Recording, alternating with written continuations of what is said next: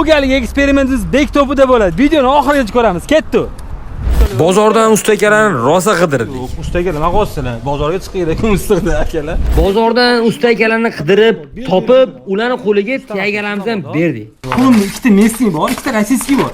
Ajib bering bo'ldi. Toping shuni bo'ldi. Men direl sizniki. Sifatidan, ko'rinishidan farqi yo'q.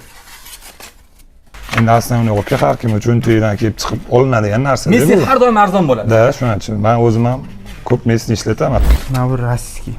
Hop.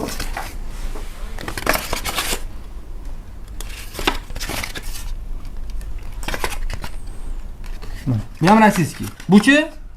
O'zbekistonniki, zo'r. Rossiyskiy zichroq bo'lardi, to'g'ri. Yoki bilmayman men. Keyin oxirida aytasiz nima bo'lishini o'zi. O'zbekistonniki sal yumshoqroq bo'ladi. Farqi shu. Men O'zbekistonga yumshoqroq bo'ladi. Aka, ano, mana именно Rossiya o'zimizdaniki, Messi. Ha, Messi производство. Adashim. Mana shu ikkalasi qo'lingizdagi o'zimizdaniki Messi, ham bittasi rossiyskiy, gap cho'zmayman. Farqli olmadi. Okamga hozir topolmaganlar uchun ham sovg'amiz bor. Universal dekor korxonasi arzimagan kichkina sovg'asini olasiz. Lekin yana biz nazoratdamiz. Ustada kamligi uchun topa olmaymiz, lekin shunda ham ko'pchiligiga podarka berdik. Kontakt qoldirsanglar, joylarga ham boramiz, vizitga chiqamiz. Menimcha podpiska bo'lgan. Bo'lganmiz, oching aka, $50 men beraman. Bo'lgan bo'lsa, javob. Universal dekor. Kiring.